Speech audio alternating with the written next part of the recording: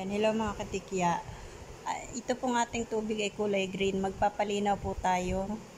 Ayan, nilalagyan siya ng chlorine. Tapos papaanda rin yung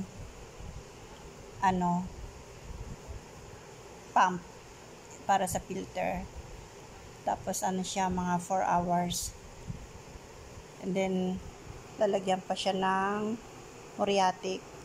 Pag may muriatic na siya, 8 hours siyang papatakbuhin sa pump bago siya mapaliguan. And then kinabukasan, magwa-white na siya. Clear na yung water.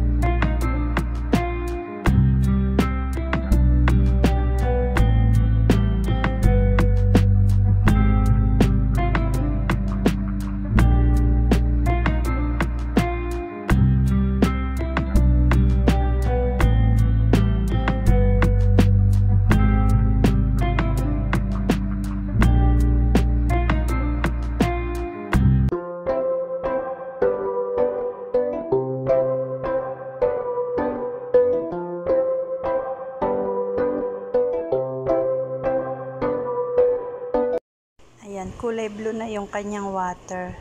Dati nung hindi pa siya nalalagyan ng chlorine, kulay green. Now, kulay blue na. Ganda na. Thank you for watching, guys. See you on my next vlog.